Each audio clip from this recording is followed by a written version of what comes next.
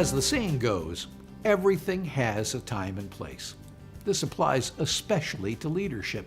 What made a leader in the 1920s may not make a leader in the 2000s. What makes a great leader in Germany may not make a great leader in China. Those who seek to become leaders have to understand that leadership does not happen in a vacuum. It is intimately connected to the situation in which one lives. Your leadership will have a relevance to your family, community, business, religion, or nation. Therefore, you cannot be a good leader and not be aware of what is happening around you. You will need what we consultants call situational awareness.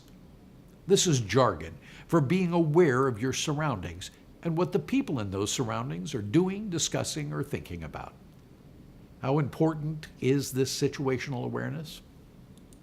Imagine that your town has been talking about building a teen center near the high school to help keep kids off the streets and out of trouble for over 3 years. Nothing seems to get done. You decide to jump into a leadership role to push this teen center to completion. You step out in front at a town meeting and say, you are going to commit to completing this task. Immediately, you're accosted by a third of the citizens attending the meeting who think the city government should have no hand in building such a facility. They distrust government. Next, 10 to 20 people who live near the proposed facility come to you complaining that they don't want a bunch of teenagers without supervision wandering around their neighborhood.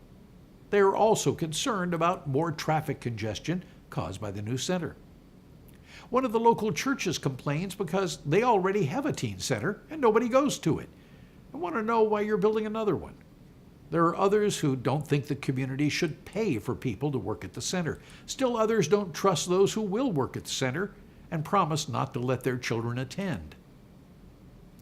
All of this presents a hurdle so large that your leadership may be immaterial. However, had you known about all these concerns before you stepped up, you may have been able to get the various factions to coalesce behind you. You may have been able to convince those that dislike government expenditures that the center is less costly than the law enforcement expense at controlling the teenagers after school, and that expenses and the role of government could be drastically reduced if the parents formed a volunteer group to man the center. You may have been able to convince the neighbors that the center will actually reduce the amount of congestion and the number of teenagers wandering the streets in their area after school. You may have been able to get the local church to volunteer to create programs for the new center and coordinate activities with them. You could spend some time convincing parents that those who work at this new teen center are highly qualified and trained by the school system and the local church. Being aware of what is happening in any given situation creates a great advantage for leadership. Leaders do their homework.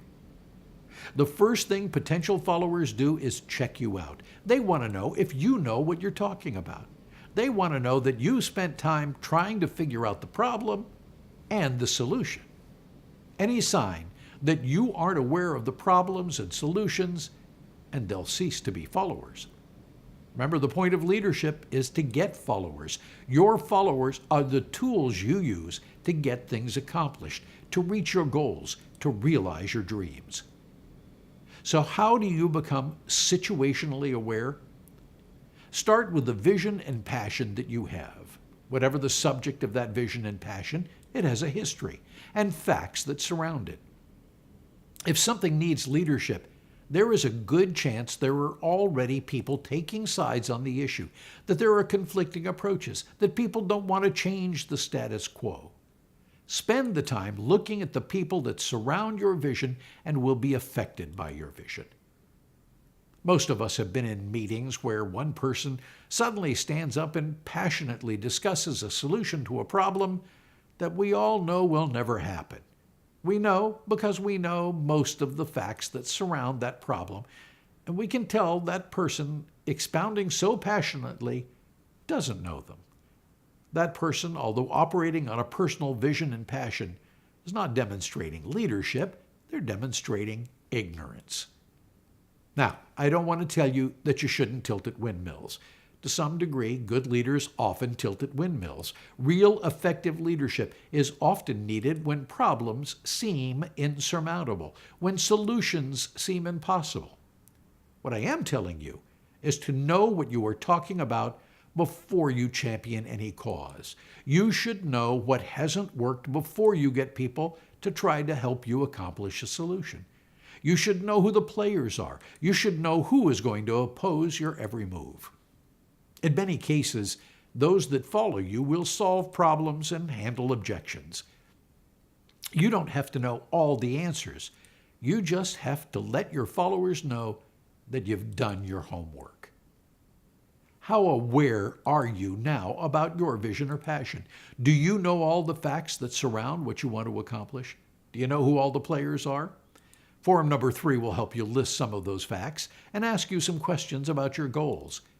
We're not trying to get you to give up your dreams. We're trying to get you to become situationally aware. Do your homework.